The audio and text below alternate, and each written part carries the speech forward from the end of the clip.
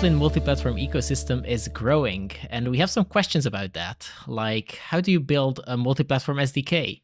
How does it relate to native SDKs? And how do you approach its design? Today, we're sitting down with Jay Shortway from RevenueCat to talk about their new Kotlin multi-platform SDK.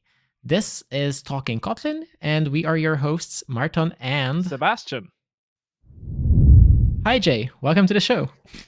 Hi. Thanks. Looking forward to talking to you about this. So before we go into the KMP parts, we wanted to start with the question of what does RevenueCat do on a single platform, so that we can understand what the multi-platform solution gives you on top of the native SDKs. Yeah. So on a single platform, it's an in-app subscription SDK and backend as a service. So it basically helps you integrate subscriptions in your app. On a single platform, on the SDK side, one of the advantages is that we try to make it easier than Apple StoreKit and Google Play Billing. Especially Play Billing has yearly mandatory updates, often with breaking changes, and we try to smooth that over so that you only need to update your RevenueCat SDK, and you don't really need to worry about the changes that Google makes. Of course, if you want to support the new features, you can also do that with RevenueCat, but our intention is that nothing breaks. We have a few existing cross-platform SDKs as well, like for React Native and all those things. So that is also already sort of a value add of RevenueCat, where you can just implement subscriptions once, and then you have that on both Android and iOS. And it was just the cross-platform technology KMP was missing. So that's what we built. And then the backend as a service part is basically your subscription backend, because to do subscriptions and in-app purchases, you kind of want a backend. Like, you could get away with not having one, but you should probably have a backend. And we do that for you. And even if you have a backend, your backend doesn't need to concern itself then with subscriptions, because it's all in the RevenueCat platform. The backend does things like validate purchases, allows you to slice and dice all your data, your customer data, your subscription data in all kinds of charts. We have cohort analysis. We recently launched LTV predictions. So there's all kinds of things there. And then there's also the UI part. So we have a bit of server-driven UI that we ship via the SDKs. One of the things that is paywalls. So you can configure a paywall on the RevenueCat dashboard, and then that gets sent out to the SDKs in your app, and they render that through Jetpack Compose or SwiftUI. So it's all native. There's no web view. We're building a really cool update from that, V2, which allows for more customizability, which is really cool. And recently we shipped another server-driven UI component called Customer Center, which basically allows users of your app to sort of manage their subscription. That's currently in beta on iOS only, but we will bring that to Android and KMP and all the cross-platform solutions. We basically try to make it easy to integrate subscriptions in your app in all kinds of ways. So in a scenario where I don't have RevenueCat, I'll have to probably, and if I want to support both Android and iOS, I probably have to do something with StoreKit and figure out the API surface there. I have to do something with Google Play Billing. I have to figure out the API surface there, and I probably need to evolve it kind of step by step. So was this originally is RevenueCat something that was originally always designed for organizations that ship across multiple platforms, or was there did RevenueCat also exist just for saying okay, I'm building an Android app, for example, and do I get benefits there as well? Because you mentioned a lot of points, but the obvious point to me is okay, it unifies to probably different APIs that are evolving in different ways. So I'm just curious here. Yeah. So I'm not an iOS developer by trade, but what I hear is that, especially when RevenueCat started in 2018, like StoreKit, Apple StoreKit was complex, and that's also where the company was born from, basically. So the founders worked on integrating StoreKit in an app. They found it so complex, they thought more people must have this problem. Turned out they did, because they were able to like find customers and grow the company. Google Play billing, I implemented it myself once or twice. It's not super complex, but it does change a lot. Especially, I think Play Billing V5 changed the whole model of what a subscription, like this whole domain model basically of subscriptions, and Google Play changed there. So that was a big change. So I think if you do single platform, then still you would have benefits from that, because you're sort of shielded from those complex APIs. And of course, the fact that you now have your subscription data in the backend, that's also still valid in single platform, that the purchases are validated. Just to understand here, is this like a kind of mix and match approach where I either bring my own backend and I do a little bit with RevenueCat, or is RevenueCat the product always the combination of like the SDK plus like the backend? I think we have, like, I'm not super involved in that part, but we do have different levels of implementation. The default implementation is, yes, RevenueCat is your backend and your SDK.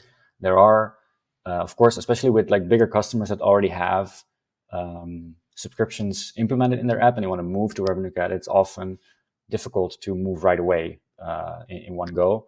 So for those kinds of scenarios, we do have ways to sort of configure the SDK that it, let's say, doesn't handle your purchases, but does track them in the RevenueCat backend, and so you can sort of move gradually to RevenueCat.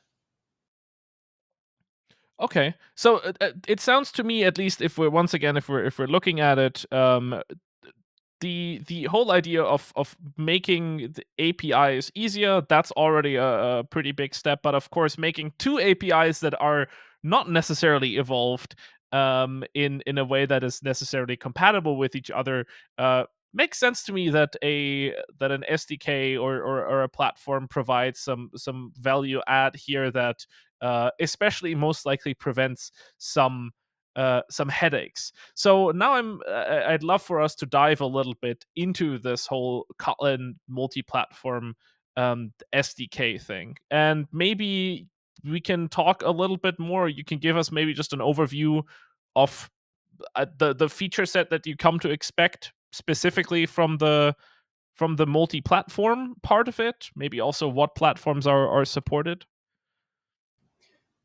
Yeah. So on KMP currently we support Android and iOS. There is a not a super difficult path on to support more Apple platforms, because we do support more Apple platforms in our iOS SDK, for instance. So that's something we're looking into. Right now it's Android and iOS. On the Android side, we actually support Google Play Store and the Amazon App Store. So we have like 3 mobile stores that we support. In terms of feature set, so what the SDK does, of course, it allows you to purchase. It allows you to check entitlements. Entitlements being, does this customer have a subscription, and what does this subscription entitle them to? So you can have an entitlement that is like ad-free, or more characters in your tweet or something, and then you can sort of ask the SDK which entitlements the user has access to. Then, of course, we have the UI components in the Kotlin Multiplatform SDK that is composed multiplatform. So there's a composed multiplatform component that you can call to show this UI. So sorry, just to dive right into this point. When you say show this UI, you mean like a purchase screen, or like a subscription management screen, or what are we talking here? Yeah, so the paywall is what we currently have in KMP. So that's the server-driven UI. So you would have your paywall configured on the dashboard. You can place images, you can change text, you can say, I want these products to show up. and then there's just, you call like this paywall composable function, and this shows up. So, and if you make a change to the paywall, the change is automatically pushed to the SDK without you having to change the code. So you can run a Black Friday promo without having to update your app. That's the value proposition of that feature. And indeed, the customer sender UI component is not in KMP yet. We're building that currently, and it's currently in iOS, but that will work the same way. Yeah. So the paywall would be a screen that tells you that you're trying to access something in the app and you need to add the subscription for that feature, for example, right? Yeah, exactly. Yeah. And this is totally up to the developer where they want to put this paywall. There are various like strategies and tactics about what would work best. Like sometimes it's right in the onboarding, sometimes it's somewhere in the settings. Yeah, that's up to the developer. We have like blogs and tips about that, but yeah. And then with the SDK containing this paywall, instead of having to write it yourself, I suppose you can like automatically skip showing it if you have already purchased the appropriate subscription and things like that. So I assume it integrates in some sort of way with what you've purchased. Yeah, so I don't think we have that in KMP actually, but there is like a sort of a convenience API on the platform SDKs that's something like show paywall if necessary, and in that case, indeed, it doesn't show up if the user has the entitlement that you're checking for. So let's say they have ad-free already or something. In KMP, we currently don't have that. So in KMP, you would currently need to check yourself and then either show the paywall or don't show the paywall. All right. Yeah. Seems like I found a feature request already. Yeah, that's a good one. Yeah. And then I also wanted to ask just a quick clarifying question. We're talking about subscriptions and different tiers of subscriptions with these entitlements. Do you also handle one-time purchases, for example, or is that? Yeah. Is that entirely different? It's a bit different in the mechanics, but we do support it. For instance, one subscription-related one-time purchase is like a lifetime subscription, and we do support those cases. Yeah. So let's maybe talk a little bit about how this entire thing came to be, because I'm kind of curious. You already said you have at RevenueCat a bunch of other cross-platform SDKs. I think you said Flutter and React Native. Did I hear that right? Yeah, could be. I don't remember if I said that, but we do have those indeed. And we also have Unity, Capacitor, and we have Cordova, which is, I think, deprecated. Like we encourage people to move to Capacitor. But yeah, we have a bunch, and now we have Kotlin Multiplatform as well. Yeah. Okay. So then I'll start maybe with, I mean, hopefully it's a softball question, but so why did you decide to build a Kotlin multi-platform SDK? Yeah, so that actually all started before I was at RevenueCat. Yeah, I felt I was using RevenueCat in my own like indie app, which was a KMP app, and I felt that RevenueCat needed a KMP SDK. Of course, when you have a KMP app, you can very easily just use the Android SDK on Android, use the iOS SDK on iOS, and sort of tie that together yourself. But then I thought, why not have an official SDK that basically does that for you? So that's what started it, and then that eventually evolved into the official one. I think the fact that RevenueCat was receptive to this idea is the sort of the fact that KMP is gaining steam. Like there's more and more people asking about it. I also heard from my colleagues that constantly they hear people asking about it. We do a lot of conferences. Apparently, every DroidCon, people ask about it. So yeah, there was a clear like need in the market, or like demand for it, I would say. I think this matches even our perspective pretty well. I mean, obviously, people don't ask us about like payment specific solutions that often, given that they hopefully understand that that is not our core competency. But even then, we oftentimes, or I do remember the conversations at DroidCon New York City, for example, where we did have people come up and they were like, well, so like, what's the situation with like payments and like ads and disabling ads like in my multi-platform application? And I mean, luckily, of course, RevenueCat also had a lovely booth just like probably like 20 meters away from us, filled, by the way, with those wonderful little plushies that you also have in your background. Very cute mascot. But yeah, so we're also seeing the signals more and more that people are just evaluating. It's a natural question, I guess, as you do more Kotlin multi-platform, you start looking and you're looking at how's the monetization scheme of my application? How can I model that in multi-platform as well? Yeah, exactly. Yeah, I've been doing Kotlin since like 2019. So from my perspective, I was a bit surprised actually that RevenueCat didn't have this yet, but that's because I'm very, very much Kotlin first.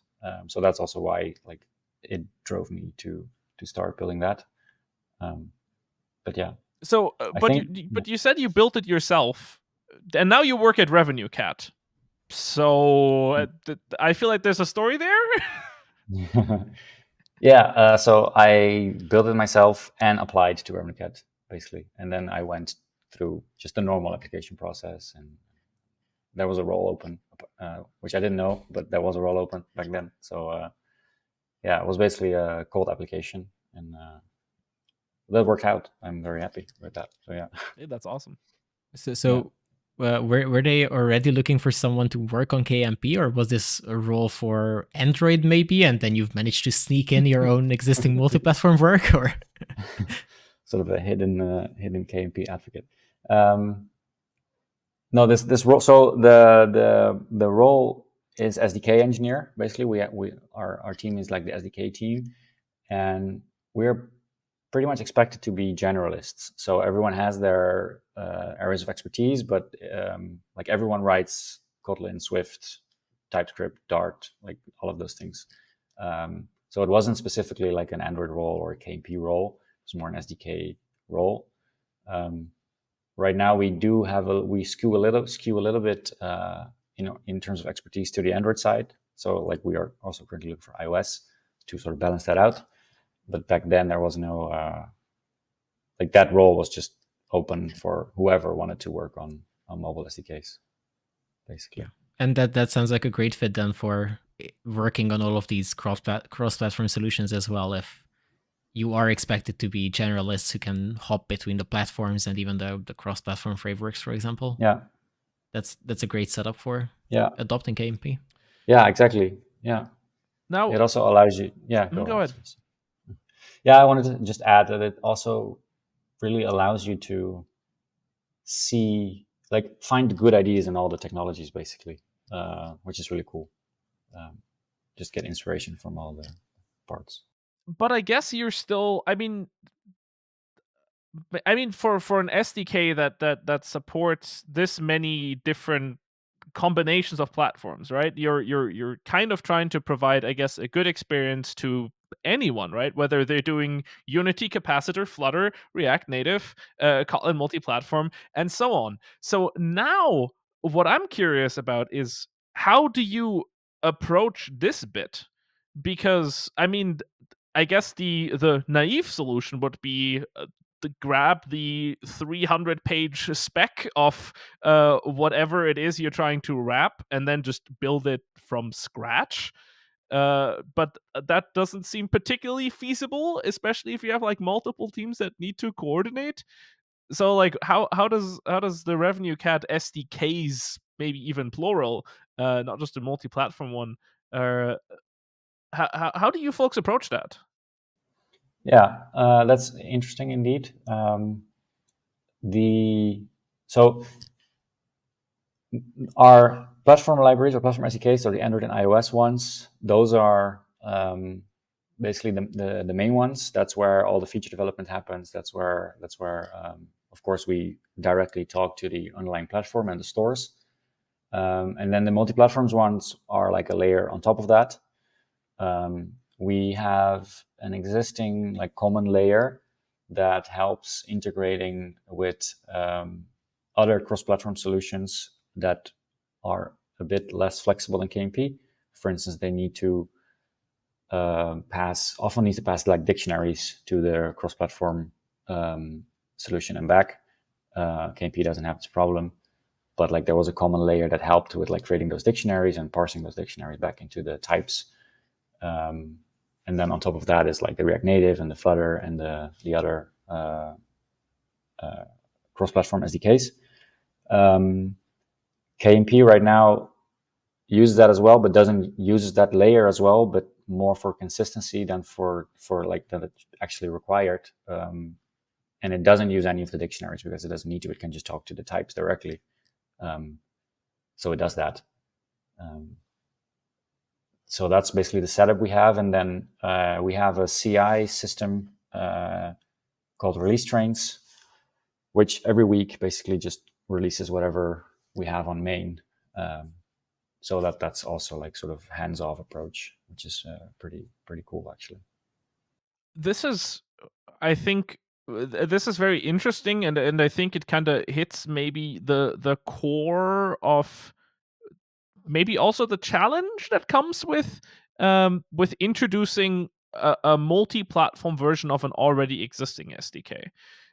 Because again, like, so when we've had like some conversations with some other folks, whether that's at user groups or whatever, we do have folks coming up and saying like, hey, we have existing SDKs that we ship to people, and we would kind of like to see a path forward with supporting Kotlin multi-platform, but we'd not like to rewrite everything like from scratch or like rip out all the dependencies.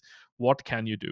And I guess that RevenueCat is a good case study here to show that you can do this approach of taking like building native libraries and then providing an abstraction layer on top of that, rather than going in and saying, okay, like every single thing from networking to serialization to whatever has to necessarily be written in common Kotlin code. Yeah, exactly. That's in my opinion one of the cool things about KMP is that it's so flexible. You can basically choose which angle you want to take to tackle the problem. Sort of naturally, you start, at least for me, I started to think about this, as you say, from the bottom up, basically, like trying to see how we can rewrite everything, like networking layer, persistence layer in Kotlin. But especially like indeed, if you have existing SDKs or like existing code, that's not always feasible. Especially if you have like a lot of history in the sense that you started to cover a lot of edge cases, for instance, that you learned about like through trial and error. You don't really want to like risk losing that coverage by rewriting it. So yeah, that's why we went this route. There's one aspect that I think we can improve, that I tried to avoid at the beginning, which is right now users will have to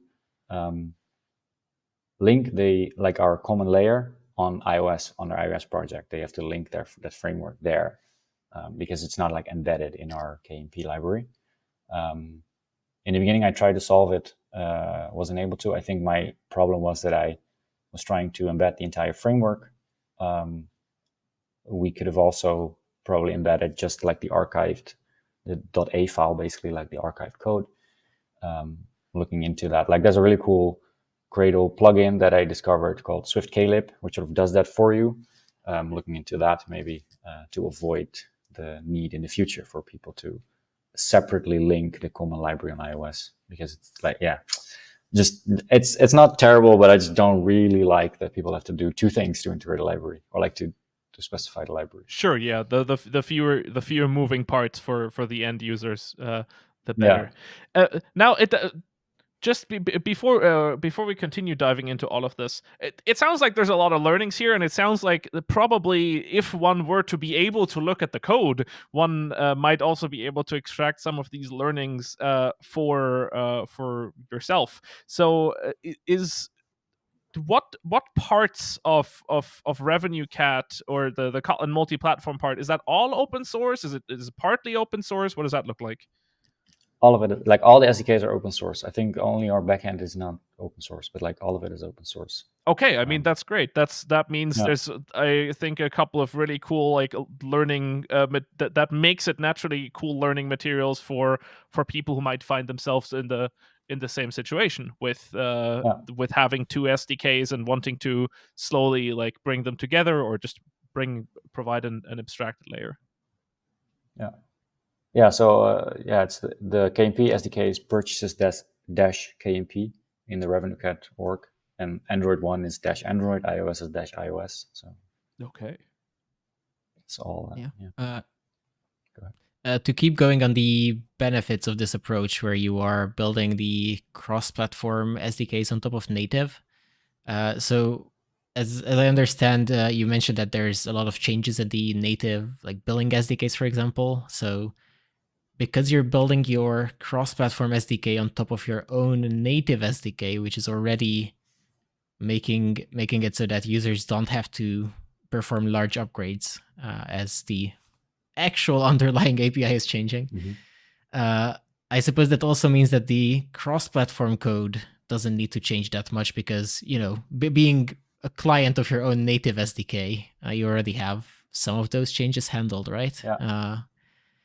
And then there's also the beauty of the native SDKs not having to know anything about cross-platform. So like the native SDKs, as I understand, are as native as they were before your cross-platform SDKs existed, which kind of reminds me of how Kotlin, runs on the JVM. But Java itself doesn't have to know that Kotlin exists. It just happens to be there. Yeah. But there's this interesting relationship where only one is aware of the other, but everything still works. So that's quite nice that for clients there's no magic involved in the native SDKs. Yeah, that's indeed true. The only changes that would need to be made to the cross-platform SDK is when there's like a new feature added to the API surface of the native ones. Sometimes, I think last time Google Play billing was updated, they added like new features, like you could pay for subscription in installments, for instance, and that needed an API change or an update to the API, sort of a new method to call.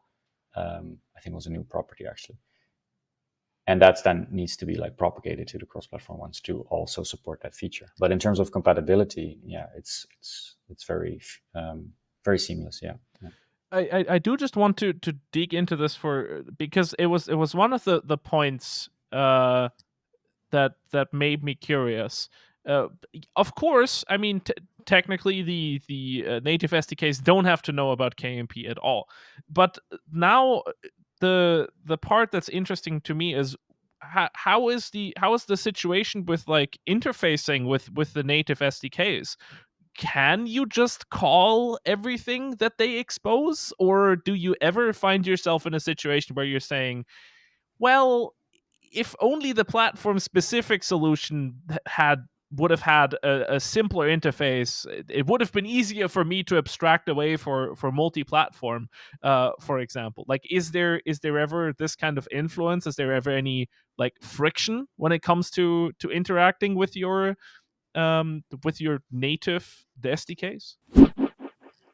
Let me think. So one thing that comes to mind is in UI stuff. I know that we have a paywall footer component, which is like not a full screen paywall, but just the footer part, and then users can like change the rest of the screen to their liking, and then the footer automatically shows the correct price and stuff like that, and that's then handled by RevenueCat.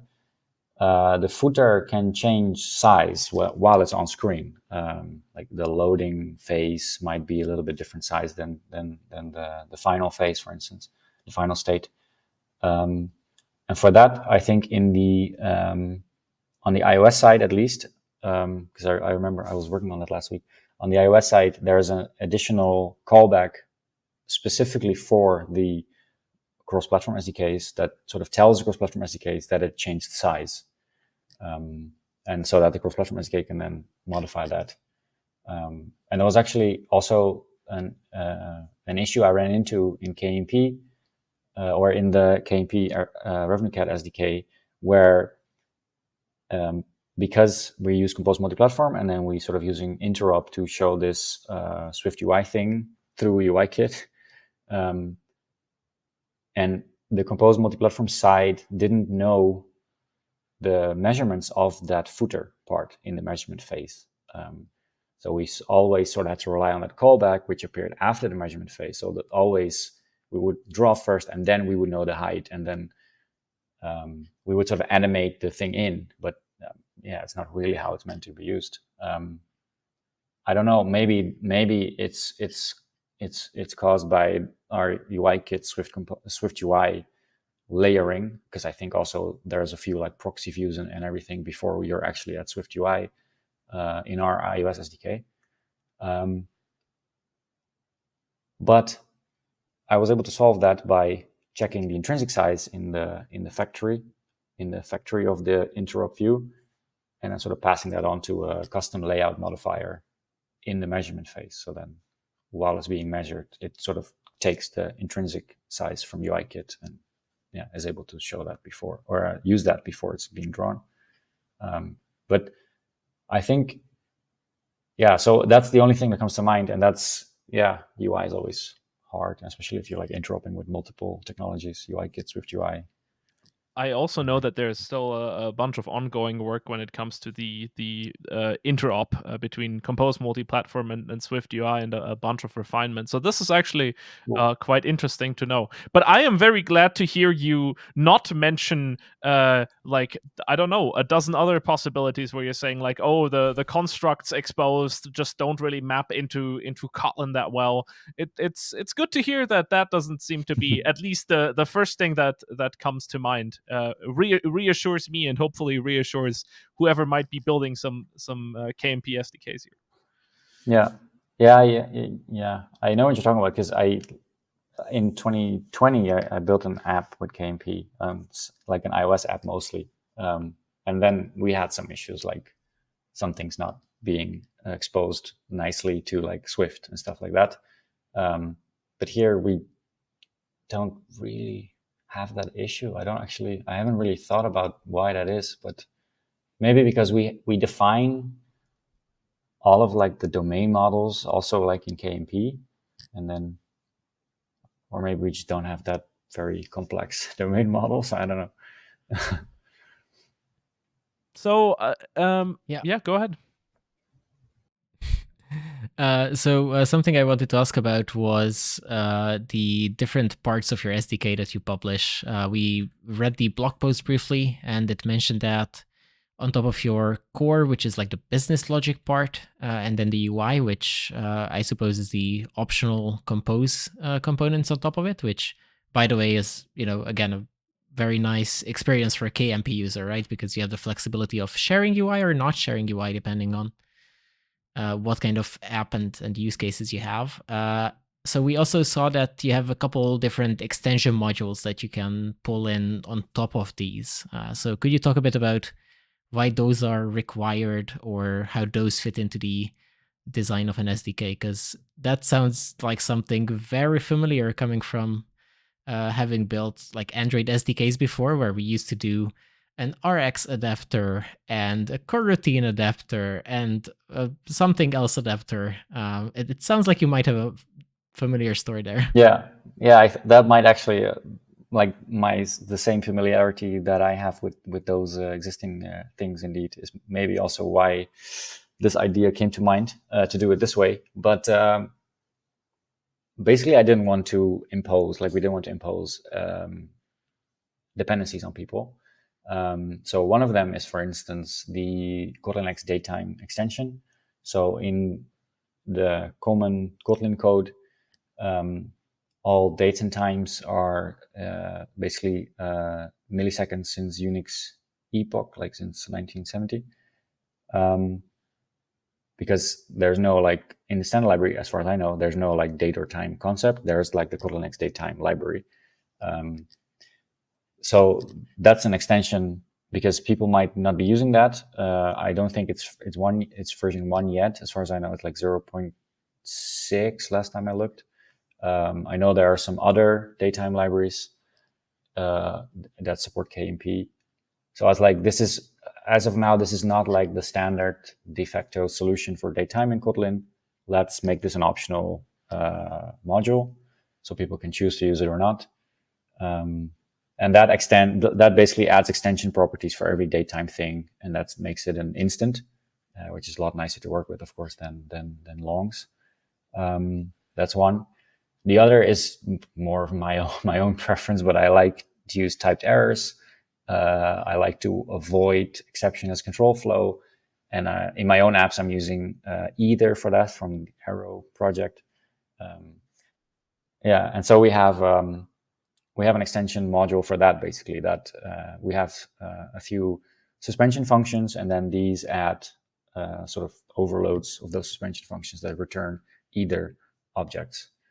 So you can sort of use that if you are already using either, because otherwise we would impose that dependency again on you. And then the last one is actually very inconsistent. And I realized that after publishing, that does the same as either, but with Kotlin result, which is built in to the standard library. So that didn't even need to be an extension module because that's no extra dependency for anyone. But that does the same thing, basically. That adds overloads to the existing suspension functions that return the result class built into Kotlin. Yeah, minimizing your dependencies is always a very, very nice practice to follow in SDK design for sure. So if you can avoid a couple things like an arrow dependency, that people might not need, that's great. And of course, I mean, even for the built-in result type, if the user is never going to call those overloads, it might be worth not pulling in that code just so that you don't accidentally call into one of them and suddenly get a different type. Yeah, true. I do want to note about date times that I think we have.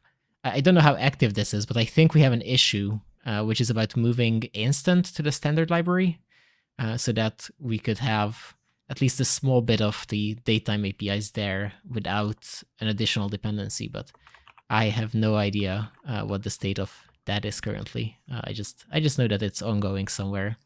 At least it's noted. That's good. Cool. I made a note of that. I want to look that up. Yeah, that would be cool. And right, I wanted to ask, so if you have these adapters that allow you to do results or eithers, what's the core API? So like, what kind of return types and APIs do you see if you don't have any of the extensions? Because I think that's always very difficult to pick. Like, do you use coroutines there by default, or do you have some kind of callback-based solution? Yeah, so in our Android SDK, we support Java. So that is not like coroutines first. So the sort of the foundational async APIs there are all callback based. And then also in the Android SDK, we have additional methods that use, that's just in the core SDK. That's not an extension module or anything, but they sort of wrap the callbacks with suspension methods, suspension functions. And then the KMP SDK also provides the callback APIs and provides the suspending APIs. The return type of the normal suspend function is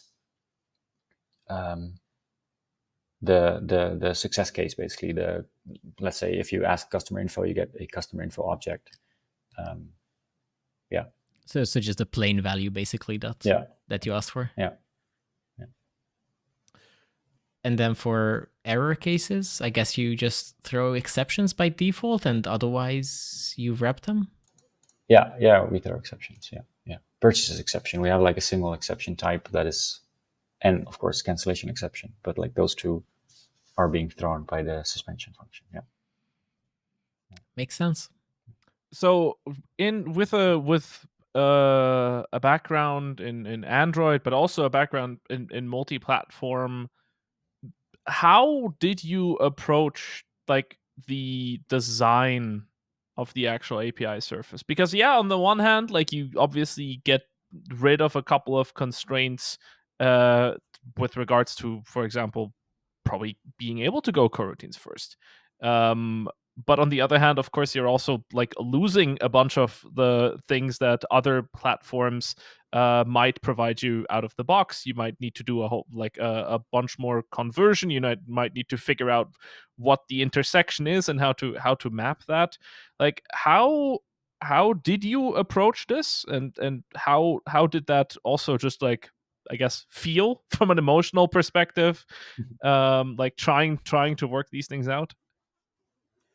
Yeah. So from the perspective of like a library consumer, like that public API surface, we try to make that consistent with both the native SDKs and like the existing cross-platform SDKs, as far as that works across languages.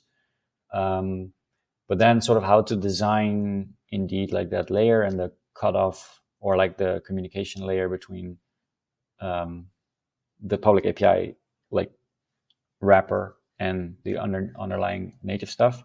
That's interesting. I started when I was doing this like as the independent library. I started with using type aliases. So I would define a type in the common source set, sort of like an expect type, and then in both the platform source set, I would say, okay, this is actually a type alias to this platform type on Android, and this is actually type alias to this other type on iOS. That worked. One downside is that that meant that because the Android public API service as seen by Kotlin is completely different from the iOS public API service as seen by Kotlin, because the Kotlin bindings it generates are nothing like what the Android one provides. So that basically meant that every property and function on the common type was an extension function or property. And then on the platform sides, I had to like make the actual extension and then call the correct underlying property or function. It worked, but it meant also a lot of import statements for all the extension functions or like star imports for library consumers. Sorry, can you just walk me through once more why they would have to be extension functions specifically? Just because that's a good way of using expect actual, or? So at least I couldn't make it work without extension functions. Mm-hmm. Maybe I overlooked something, but let's say Android provides a function called get customer info, mm-hmm. and the Kotlin binding on iOS is just customer info. Mm-hmm. Then if I, in my common type, define that a function is called get customer info, the type alias of the enclosing class doesn't like pick that up, because it says like this function doesn't exist in this type. Okay. On either of the two sides. So as I understand, it's a matter of using the direct types you already had, which you couldn't twist into the appropriate shape. So you couldn't modify their existing names if you were just mapping into those. Yeah. So that was the initial approach. And the advantage of that is, of course, that there's very little runtime overhead. Like the KMP stuff basically sort of vanishes at runtime, which is really cool. But another downside, which was actually the reason why we moved away from that, is that this also exposes the platform APIs on like the platform source sets. So people using the KMP SDK could accidentally be importing Android types in their Android source sets. Mm-hmm. And that was very inflexible for us. Like if we ever wanted to change this whole setup, people might be using the Android types, and then we need to make like a breaking change and all that, which is a lot of friction. So we actually decided to not use type aliases and just use like wrapper objects and classes and just map them back and forth, basically. And now we are only exposing KMP, the purchases KMP API, which sort of gives us the flexibility to change whatever is behind that the way we see fit in the future, basically.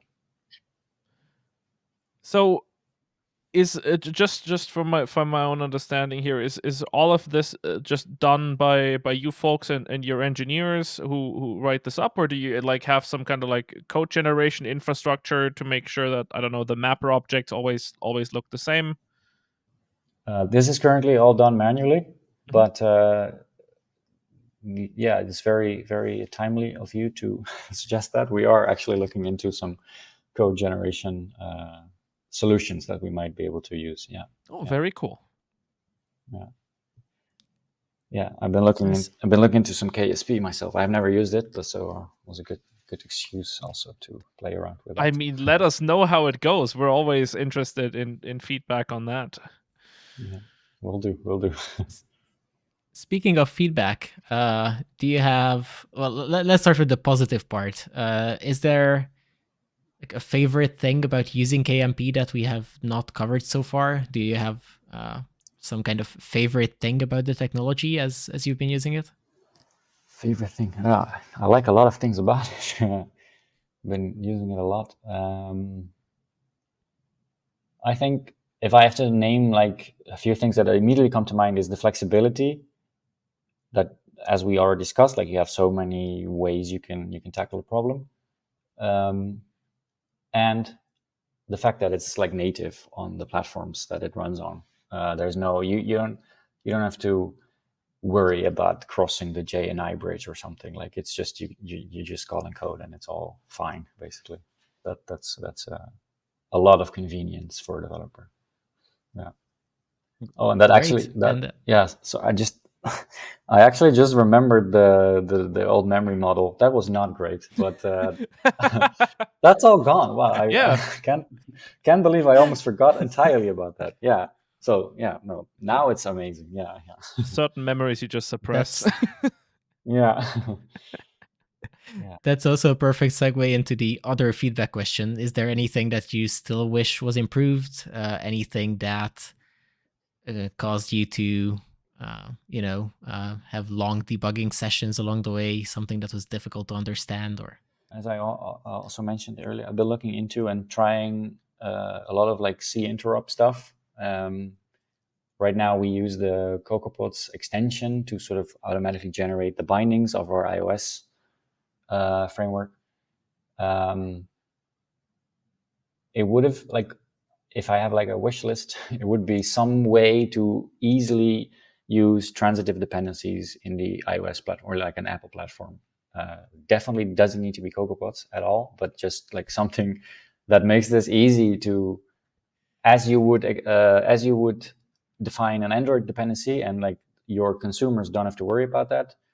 Would be great if there was a similar iOS solution where you just define, okay, this library uses this thing on iOS and your consumers don't need to worry about that implementation detail, basically. That was excellent. We'll definitely take note of that. I think we are looking at a lot of dependency management on iOS sort of topics. So this goes right in line with all that. Nice.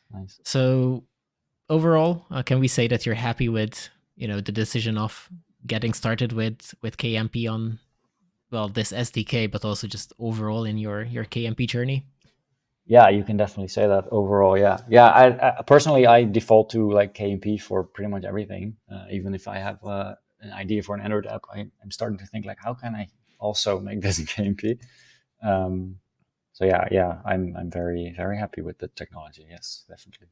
That's really good to hear. I'll admit, I mean, I'm an iPhone user, so whenever I build myself like a tiny little helper app, it's also always Kotlin multi-platform. Even though sometimes I'm like, we'll just stub out the Android target. we'll just do the Kotlin multi-platform. But yeah, you could do Kotlin native, right? Yeah, pretty much. Well, I always, I mean, in the back of my head, I'm like, well, if we're doing multi-platform, we might as well do 2 platforms. But then, you start doing something like really wacky with one specific platform, and you're like, this is gonna be like a to-do on the other platform until it's really necessary. Yeah. to-do add Android app. Yeah, exactly. To do is easy provide enough. Android implementation. But no. So so unfortunately, we're kind of running out of time here. But it was really lovely, like talking about this, and I'm really excited. Not just that people got to learn a little bit from you directly here, but also that everything we've talked about is possible to be like researched on their own as well, right? So as Márton kind of mentioned on the side, there's a couple of blog posts about the architecture that RevenueCat uses and how things are structured. And as we've also said, all the SDK stuff is available as open source on the RevenueCat GitHub organization. So if you want to dive in there and copy paste some Gradle snippets or just find some practices of an in production SDK, I mean, RevenueCat seems like a great place to go. Jay, you have anything else you want to like shout out here at the last couple of minutes? I had a lot of fun. If anyone has any questions about like these open source SDKs, feel free to, I don't know, just open an issue and we'll talk about it there on GitHub. Always looking for feedback also on the SDK. So if you have any complaints or enhancement tips like feature requests, also put those there. And we're looking for an iOS engineer who's not afraid to touch other platforms. So if you're an iOS engineer interested in Kotlin, TypeScript, Dart, then check our careers page. Heck yeah. I mean, if you're an iOS engineer who's been listening to our Talking Kotlin episode all the way to the end, you might be the perfect fit. Exactly. That's excellent. No, okay, so thank you so much, Jay, for coming onto the show. Thank you, Márton, for being a lovely host with me today again. And of course, thank you to everybody who decided to tune in to today's Talking Kotlin episode. We're gonna head out and hopefully like write some more Kotlin or whatever it is that we do all day. And we, of course, hope that we'll get to see all of you in a future episode of Talking Kotlin. Thanks, everybody, and take care. Bye-bye. Bye. Bye.